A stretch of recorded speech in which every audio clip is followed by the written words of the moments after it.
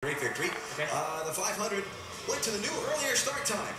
Didn't result in an earlier finish, but we'll get to that in a minute. Jimmy Johnson started inside of row number 2 and had some troubles. I got a way close selection. 7-2 right now. 7-2 right now.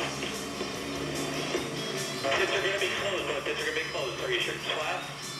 Oh, God, yeah, it's flat. I don't want it. It's already done some damage. So by the time they repaired the damage, it took a few stops, but Johnson rejoined the hunt, actually got back into the hunt.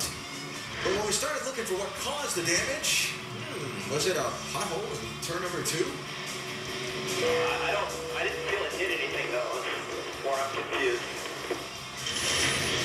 So with 78 laps to go, the pothole became big enough that officials had to stop the race and spend some time working on it. An hour and 42-minute red flag. Drivers were taking naps, hanging out, talking about it with each other, and some even played trivia games. Hey, I think they're just going to put a cone over that patch down they got going down there. You just got to dodge that the rest of the day. Is that all right? I can do that. That has been done in some races before. So finally, after an hour and 42 minutes, the drivers buckled in, and the race restarted. And there were still some concerns, I would assume, Jamie, on the part of drivers, knowing, all right, we're going to go race through this. Right, absolutely. And I didn't know, I mean, they fixed the hole, and then I looked 10 laps later, I'm like, it looks like it's there again. So, and if you ran the bottom groove, obviously you could feel it. And Rusty, I think it was you at Martinsville. Didn't you win the Martinsville race off when the racetrack? Yeah, I did. I don't mind these potholes. Right. It benefited you for sure.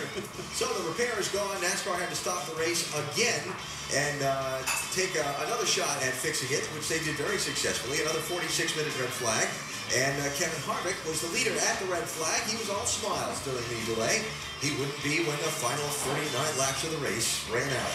32 to go was when the final, when the restart from the final pothole fix happened. Scott Speed didn't pit. Leads the field to the green. Kind of surprised those older tires hung on as long as they did. Yeah, I mean, he didn't pit at all. We thought he was just going to get, mowed right over. And he did. He hung in there really good. The cool temperatures seemed like it had his car hooked up for a long time.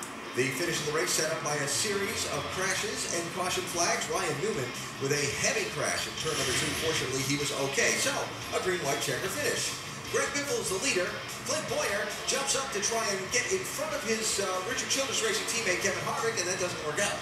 Well, and as you can see, our winner is still back about 7 spots up there on the inside, and we go to our first green-white checker. So Bill Elliott and Joe Logano tangle. That sets up another finish. Now, it was reported at this time that perhaps the 29 and 1 teams were talking about working together on this restart? Well, Kevin came on and told my spotter, he's like, just tell Jamie to push me with all he's got, and we'll just go to the front. But those guys lost all their momentum right there.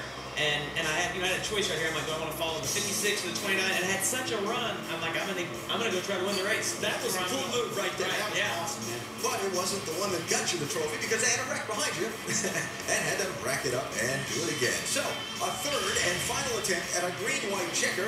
Jamie's on the outside. Harvick got ahead of you. Then you came roaring by. Yeah, Greg Biffle, helped me win this race for sure. Look at him. He's got me picked up and shoving me as fast as I went all night long off of the turn 3. Did you know Dale Jr. was coming? I did. I looked in my mirror and I was like, oh no, not Dale Jr. at Daytona. But I couldn't tell how big a run he had, and I gotta tell you guys, at this point right here, I started shaking. I was like, I cannot believe that I'm gonna win the Daytona 500. You did. Jamie McMurray winning the 52nd Daytona 500, a spectacular and thrilling finish. Jamie led 2 laps on the day.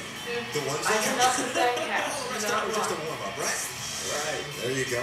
So there are the final results of the Daytona 500. 41 laps was Kevin Harvick's tally on the day. He led the most. But again, the one that counted was that Jamie led the last 2 and took the checkered flag. Reaction now from the garage area on the wild finish. Jamie got away from us, and I didn't even know where I was. And then we got into 3, and I was counting in my head how many laps we ran, and I knew, all right, we're coming to the checkered, and I'm running second. And this is awesome, but it kind of sucks at the same time. So I was it was frustrating to come that close. 99, he just doesn't really know where he's going. Went to the middle, kind of jammed it all up. But great job of my Shell Pennzoil guys. Just wish we knew we had somebody behind us that knew how to draft. We didn't wreck, especially there at the end, because we was all driving like it. Not every single one of us, including myself, was driving like idiot. I just made my move too soon. I tried it down the front, and it was just a mistake on my part, probably, that I should have waited till down the back. I should have just pushed him around 1 and 2 again, and maybe even push him down the back and then try it over here in the short shoot. Thoughts of some of those who follow Jamie McMurray to the checkered flag.